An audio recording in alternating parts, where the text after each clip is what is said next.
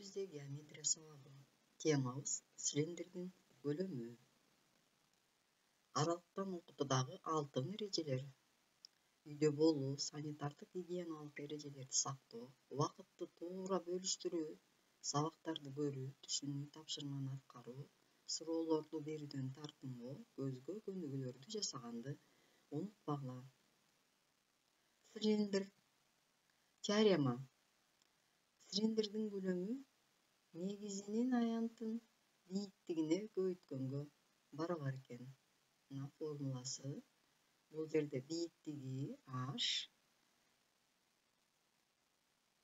Бул болсо негизи тегеректерден турарын билебиз. Цилиндрдин радиусу тегеректин радиусу цилиндрдин радиусу да болот. Биз тегеректин аянтынын формуласын билебиз. Бул s негизинин аянтын белгилей алабыз да π r квадратка барабар. Көлөмү мынакей негизинин аянтын бийиктигине көбөйтүп коебуз. π r квадрат h болот.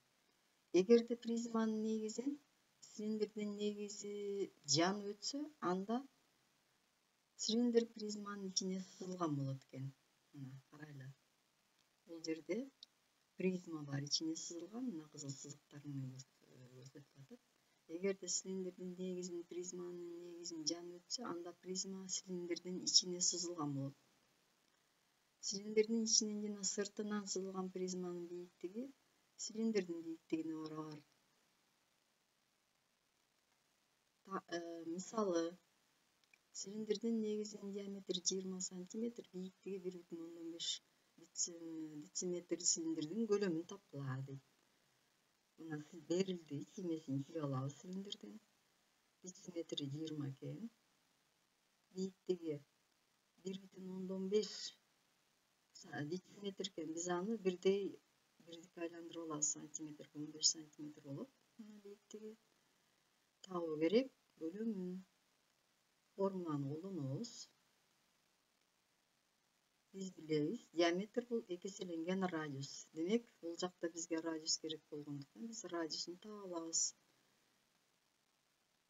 Диаметрди 2-ге бөлсөк, радиусубуз мына бул жерде 10 сантиметр болуп келип чыгат.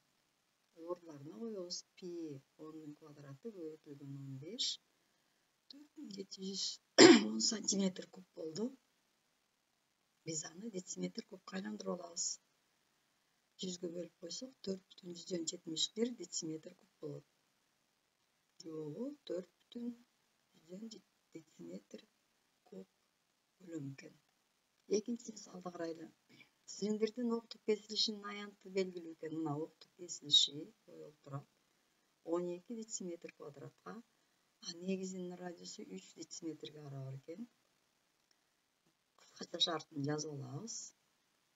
Мынакей радиусу табуу керек экен цилиндрдин көлөмүн. Чыгарылуу формуланы. Биз азыр октук кесилишти өзүнчө тартып алдык. Карагыла, бул жерде диаметри 6 болуп аткан.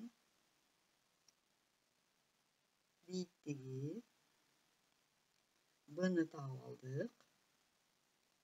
Мынакей бийиктиги. b бул h-га барабар. Демек, формуланын ордуна коюп чыгабыз. 3,1 азыр п'нин ордуна 3,14 коюп алдык. 3-түн квадраты көбөйтүлгөн 2. Бардык көлөмү 56,52 дециметр куб. Жообу 56,52 дециметр кубка барабар экен. Дагы бир мисалды карап көрөлү. Кыры ага барабар болгон кубка ичтен сызылган цилиндрдин көлөмүн тапкыла дейт. Мынакей сыртында куб турат, а ичинде цилиндр турат. Берилди. Мына кубтун бардык кырлары барабар а деп белгилей алабыз. Формуласын чыгарабыз азыр. Көлөмүн табыш керек. Негизинин биринчи диаметри бул кубтун кыры канча болсо, мынакей бул жерде көрүнүп турат. Негизинин диаметри дагы ошончого барабар. Демек, а барабар d-га. Радиусун тапсак, аны 2-ге бөлүп коебуз. Жарымына барабар. Бийиктиги h, H дагы бул эмнеге барабар болуп атат? Кубтун кырына барабар болуп атат. Мынакей бул узундук менен бул узундугу барабар. Демек мынакей А барабар Бга дагы Hга дагы болуп атат. Биринчи. Эми формуланы коелу. Бөлүм R'дин ордуна А бөлүнгөн 2-nin квадратын коебуз. А H'тын ордуна A'ны коебуз. 4төн пи А куб жок, 4төн пи А кубка барабар экен. Дагы бир мисалды карап көрөлү. Цилиндрдин каптал бетинин жайылмасы Ага барабар болгон квадрат экен. Цилиндрдин көлөмүн тапкыла дейт. Чыгарабыз. Мынакей жайылмасы цилиндрдин.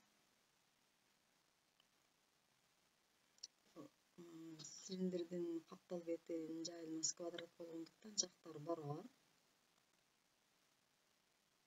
Так, радиус белгисиз экен. Биз радиусту таап алат экенбиз. Бул болсо көрүп атасыңар. 2πr бул цилиндрдин негизиндеги тегеректин четин чектеп турган айлана да, айлананын узундугу С барабар 2πr. Анда айлананын узундугу цилиндрдин каптал бетинин квадраттын узундугуна барабар болот экен. Ошон үчүн могу айлананын узундугу Ага барабар болуп калды. Мынакей могуга. Мындайынан түрсөк, ошол С менен А барабар болуп калат. Эми радиусту таап алабыз. Радиус бул болсо эмнеге барабар болот? Аны 2πrге бөлүп койгонго барабар болот. Мынакей бул жерден S'нын ордуна Аны коюп туруп радиусту таап алдык. Бүттү. Эми мынакей бийиктик Ага барабар ордуна коюп койсок, биз цилиндрдин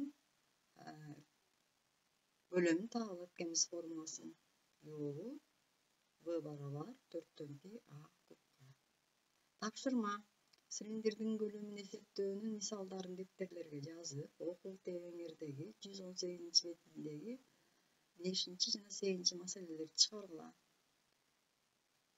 Темага канчалык түшүнгөңөрдү тест аркылуу текшерип алам. Тестти шилтемесин группага жөнөтөм.